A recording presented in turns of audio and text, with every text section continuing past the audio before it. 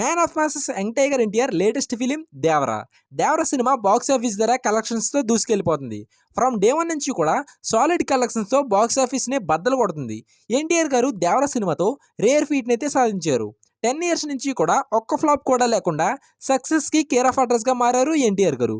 ఈ మాట ఎందుకన్నానో తెలుసా? శక్తి, దమ్ము, రామయ్య, వస్తావయ్య, రభస లాంటి ఫ్లాప్స్తో ఎన్టీఆర్ ఫ్యాన్స్ చాలా డిసప్పాయింట్ అయ్యారు. అలాంటి టైంలో వచ్చిందే టెంపర్ సినిమా. 2015లో పూరి జగన్నాథ్ డైరెక్షన్లో వచ్చిన temper cinema block buster hit అందుకుంది. దాని తర్వాత వచ్చిన నానక ప్రేమతో, జనతా గ్యారేజ్, జై లవకుశ, అరవింద సమేత, త్రిబుల్ సినిమాలతో వరుస హిట్స్ అందుకున్నారు ఎన్టీఆర్ గారు. ఇప్పుడు దేవరా సినిమాతో బిగ్ స్క్రీన్స్పై సక్సెస్ లైన్ని కంటిన్యూ చేస్తున్నారు. అలాగే టాలీవుడ్లో ఎప్పటి నుండో ఉన్న ఒక సెంటిమెంట్ని ఎన్టీఆర్ గారు బ్రేక్ చేశారు. రాజమౌళి గారితో తీసిన ప్రతి హీరో కూడా ఫ్లాప్ అందుకోవడం సెంటిమెంట్ అయింది. ఆ సెంటిమెంట్ని దేవరాతో ఎన్టీఆర్ గారు బీట్ చేశారు. రేపొద్దున మీ అందరూ గర్వంగా కాలర్ ఎగరేసుకునేలాగే ఆ చిత్రాన్ని మొత్తానికి ఎన్టీఆర్ గారు ప్రతి ఒక్క ఎన్టీఆర్ ఫ్యాన్ కూడా కాలర్ ఎగరేసుకునేలా చేశారు.